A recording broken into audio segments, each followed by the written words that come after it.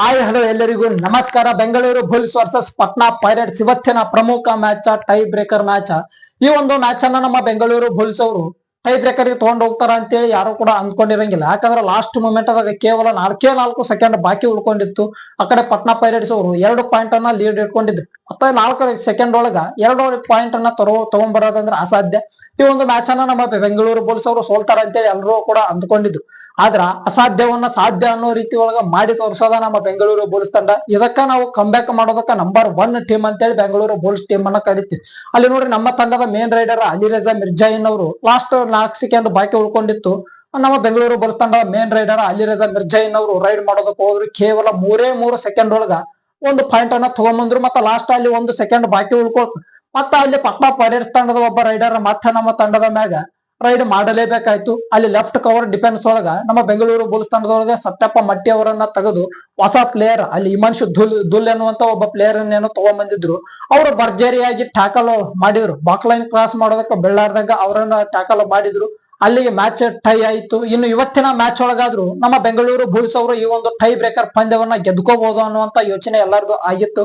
ಅವ್ರಿದ್ದಕ್ಕಿದ್ದಂಗ ನಮ್ಮ ಕರ್ನಾಟಕದ ಪ್ಲೇಯರ್ ಆಗಿರುವಂತ ಗಣೇಶ್ ಬಿ ಹನುಮಂತಗೋಳ್ ಇವರಿಂದ ಒಂದು ಎಕ್ಸ್ಟ್ರಾ ಪಾಯಿಂಟ್ ಹೋಗ್ತೈತಿ. ಎರಡನೇ ರೈಡ್ ಮಾಡುವಂತ ಸಂದರ್ಭದೊಳಗ ನಮ್ಮ ತಂಡದ ಲೆಫ್ಟ್ ಕಾರ್ನರ್ ಡಿಪೆಂಡರ್ ಆಗಿರುವಂತ ದೀಪಕ್ ಶಂಕರ್ ಅವರು ಅಲ್ಲಿ ಭರ್ಜರಿಯಾಗಿ ಒಂದು ಆಂಕಲ್ ಹೋಲ್ಡ್ ಅನ್ನ ತಗೊಂಡಿದ್ರು. ಆಂಕಲ್ ಹೋಲ್ಡ್ ತಗೊಂಡ ತಕ್ಷಣ ಅವ್ರಿಗೆ ಸಪೋರ್ಟ್ ಹೋಗಿತ್ತಪ್ಪ ಅಂದ್ರ ಆ ಒಂದು ಟ್ಯಾಕಲ್ ಯಶಸ್ವಿ ಆಗುವಂತ ಚಾನ್ಸಸ್ ಇತ್ತ. ಆದ್ರ ಸ್ವಲ್ಪ ತಡ ಆಗಿ ಇಲ್ಲಿ ಗಣೇಶ್ ಬಿ ಹನುಮಂತಗೋಳ್ ಅವರು ಇನ್ನೇನು ಆ ರೈಡರ್ ಮಿಡ್ ಲೈನ್ ಕ್ರಾಸ್ ಮಾಡ್ಬೇಕು, ಆ ಒಂದು ಸಂದರ್ಭದೊಳಗ ಸಪೋರ್ಟ್ ಕೊಡೋದಕ್ಕೆ ಹೋದ್ರು. ಅಲ್ಲಿ ಎಕ್ಸ್ಟ್ರಾ ಪಾಯಿಂಟ್ ಹೋಗಿದ್ದರಿಂದಾಗಿ ನಮ್ಮ ಬೆಂಗಳೂರು ಬುಲ್ಸ್ ಅವರು 1 ಪಾಯಿಂಟ್ ಹಿಂದೆ ಉಳ್ಕೊಂಡ್ರು. ಆ ಕಡೆ ಪಟ್ನಾ ಪೈರೇಟ್ಸ್ ಅವರು ಒಂದು ಸ್ಟ್ರಾಟಜಿಯನ್ನ ಮಾಡ್ಕೊಂಡ ನಮ್ಮ ತಂಡದ ಎಲ್ಲಾ ರೈಡರ್ಸ್ ಗಳಿಗೂ ಕೂಡ ಕೇವಲ ಒಂದೊಂದು ರೈಡ್ ಪಾಯಿಂಟ್ ಅನ್ನ ಕೊಟ್ಟು ಕಳಿಸಿ ಈ ಒಂದು ಪಂದ್ಯವನ್ನ ಗೆದ್ಕೊಂಡ್ರು. ಇವತ್ತಿನ ಮ್ಯಾಚ್ ಒಳಗ ನಮ್ಮ ಬೆಂಗಳೂರು ಬುಲ್ಸ್ ತಂಡದ ಮೇನ್ ರೈಡರ್ ಆಗಿರುವಂತ ಅಲಿರಜಾ ಮಿರ್ಜಾಯಿನ್ ಇವರ ಪ್ರದರ್ಶನವನ್ನ ಮೆಚ್ಕೋಬೇಕು. ಯಾಕಂದ್ರ ನಮ್ಮ ತಂಡಕ್ಕ ಇವತ್ತ ಏಕಾಂಗಿಯ ಹೋರಾಟವನ್ನ ಕೊಟ್ಟಿದ್ದ ಅಲಿರಜಾ ಮಿರ್ಜಾಯಿನ್ ಅವರು ಟೋಟಲ್ 17 ರೈಡ್ ಪಾಯಿಂಟ್ಸ್ ಗಳನ್ನ ಇವರು ಕಲೆ ಹಾಕಿದ್ರು. ಇವತ್ತು ಸಪೋರ್ಟಿಂಗ್ ರೈಡರ್ಸ್ ಗಳಾಗಿ ಅಲ್ಲಿ ಆಕಾಶ್ ಶಿಂದೆ ಮತ್ತು ಆಶೀಶ್ ಮಲ್ಲಿಕ್ ಈ 2 ಪ್ಲೇಯರ್ಸ್ ಗಳನ್ನ ತಗೊಂಡಿದ್ರು. ಈ 2 ಪ್ಲೇಯರ್ಸ್ ಗಳಿಂದ ಏನು ಹೇಳ್ಕೊಳ್ಳುವಂತ ಪ್ರದರ್ಶನ ಇಲ್ಲ. 2 ಪ್ಲೇಯರ್ಸ್ ಗಳು ಕೂಡ ಕೇವಲ 2 ರೈಡ್ ಪಾಯಿಂಟ್ಸ್ ಗಳನ್ನ ಮಾತ್ರ ಅಲ್ಲಿ ಕಲೆ ಹಾಕಿದ್ರು. ಇನ್ನು ಡಿಫೆನ್ಸ್ ವಿಚಾರಕ್ಕೆ ಬರೋದಾಯ್ತಪ್ಪ ಅಂದ್ರ ಆ ಕಡೆ 2 ತಂಡದ ಡಿಫೆಂಡರ್ಸ್ ಗಳಿಂದ ಅಂತ ಹೇಳಿಕೊಳ್ಳುವಂತ ಪ್ರದರ್ಶನ ಇಲ್ಲ. ಯಾಕಂದ್ರೆ ಪಟ್ನಾ ಪೈರೇಟ್ಸ್ ತಂಡದ ಡಿಫೆಂಡರ್ಸ್ ಗಳು ಕೂಡ 6 ಟ್ಯಾಕಲ್ ಪಾಯಿಂಟ್ಸ್ ಗಳನ್ನ ಇಡೀ ಮ್ಯಾಚ್ ಒಳಗೆ ಕಲೆ ಹಾಕ್ಯಾರ.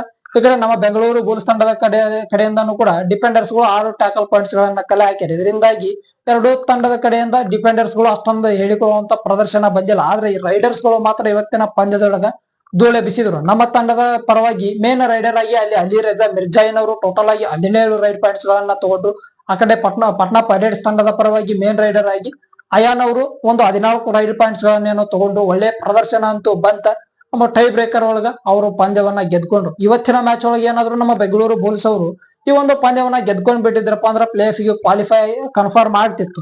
ಮುಂದಿನ 3 ಮ್ಯಾಚ್ ಗಳನ್ನ ಗೆಲ್ಲಿ ಸೋಲಿ ಪ್ಲೇ ಆಫ್ ಅಂತೂ ಕ್ವಾಲಿಫೈ ಆಗ್ತಿದ್ರು. ಆದ್ರೆ ಇವತ್ತಿನ ಮ್ಯಾಚ್ ಅನ್ನ ಸೋತಿರೋದ್ರಿಂದ ಇನ್ನೂ ಕೂಡ ಪ್ಲೇ ಆಫ್ ಗೆ ಕ್ವಾಲಿಫೈ ಆಗ್ಬೇಕಂದ್ರ ನಾವು ಕಾಯ್ಬೇಕಾಗ್ತೈತಿ. ಒಂದು ಮ್ಯಾಚ್ ಅನ್ನ ಯಾವಾಗ ಗೆಲ್ತಾರ ಅವಾಗ ನಾವು ಪ್ಲೇ ಆಫ್ ಗೆ ಕ್ವಾಲಿಫೈ ಆಗ್ತಿವಿ. ಆದ್ರೆ ಏನಾದ್ರು ಈ ಸೀಸನ್ ಒಳಗ ನಾವು ಟಾಪ್ 4 ಸ್ಥಾನದೊಳಗ ಏನಾದ್ರು ಈ ಒಂದು ಸೀಸನ್ ಅನ್ನ ಮುಕ್ತಾಯಗೊಳಿಸ್ಬೇಕು ಅನ್ನೋದು ಆಯ್ತಪ್ಪ ಅಂದ್ರ 3 ಮ್ಯಾಚ್ ಒಳಗ 2 ಮ್ಯಾಚ್ ಅಥವಾ 3 ಮ್ಯಾಚ್ ಗಳನ್ನ ನಮ್ಮ ಬೆಂಗಳೂರು ಬುಲ್ಸ್ ಅವರು ಗೆಲ್ಲಲೇಬೇಕಾಗ್ತೈತಿ. ಈ ಒಂದು ಸೀಸನ್ ಒಳಗ ನಮ್ಮ ಬೆಂಗಳೂರು ಬುಲ್ಸ್ ಅವರು ಎಷ್ಟನೇ ಸ್ಥಾನದೊಳಗ ಫಿನಿಶ್ ಮಾಡಬಹುದು ಅನ್ನೋದನ್ನ ನೀವು ಕಮೆಂಟ್ ಬಾಕ್ಸ್ ಒಳಗೆ ಕಮೆಂಟ್ ಮಾಡಿ. ಮತ್ತೆ ಮುಂದಿನ ವಿಡಿಯೋದೊಳಗೆ ಸಿಗುವಂತ ಈ ಒಂದು ವಿಡಿಯೋದ ಬಗ್ಗೆ ನಿಮ್ಮ ಅನಿಸಿಕೆ ಅಭಿಪ್ರಾಯಗಳನ್ನ ತಪ್ಪದೆ ಕಮೆಂಟ್ ಬಾಕ್ಸ್ ಒಳಗೆ ಕಮೆಂಟ್ ಮಾಡಿ.